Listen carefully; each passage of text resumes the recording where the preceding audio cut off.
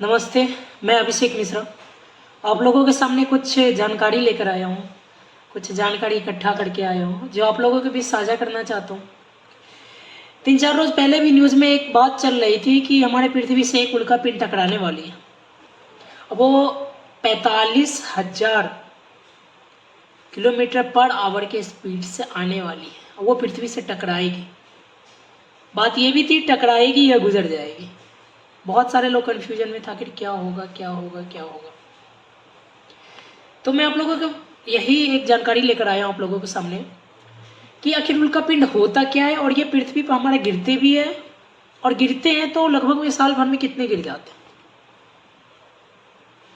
आप लोगों को जानकर ये हैरानी होगी कि हर साल 17,000 उल्का पिंड ऐसे होते हैं जो हमारे पृथ्वी पर गिरते हैं, उससे टकराती है 17,000।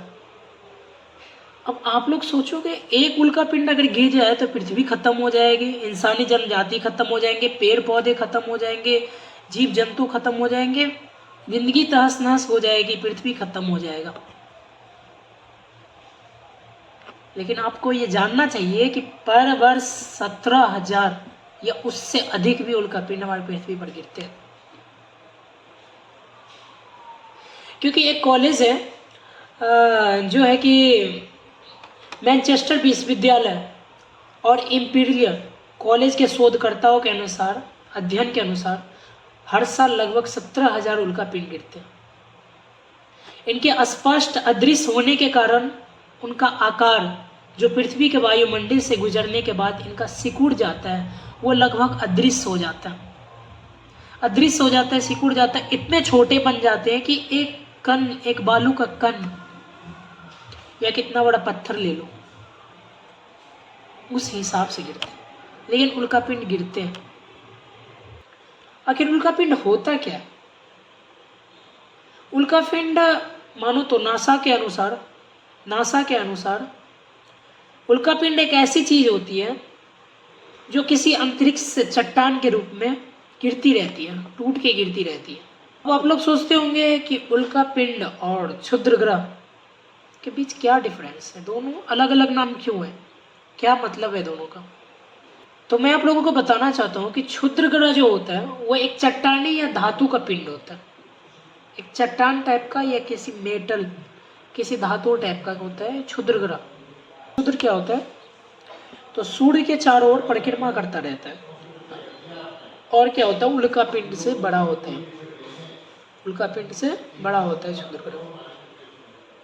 तो उल्का पिंड वही एक चीज है जो वायुमंडल को छेदते हुए सीधे 50,000, 55,000, 1,00,000 किलोमीटर पर आवर की स्पीड से गिरता रहता है। और हमारे पृथ्वी में गुरुत्वाकर्षण बल होने के कारण क्या होता है, उनका जब पृथ्वी के समीप आते हैं तो उनका क्या होता है, तो स्पीड जो होती है वो जैसे अभी 45 है, तो जितने नज़दीक आता जाएगा उतना ज़्यादा स्पीड उसका बढ़ता जाएगा। तो अगर किसी उल्का पिंड कहीं गिर जाए, 5 किलो का भी अगर उल्का पिंड कहीं गिर जाए तो स्टेट खत्म हो सकता है। क्योंकि इतने बेग में वो गिरता है और जितने बेग में वो गिरेगा वहाँ का सब कुछ तहस नहस कर देगा।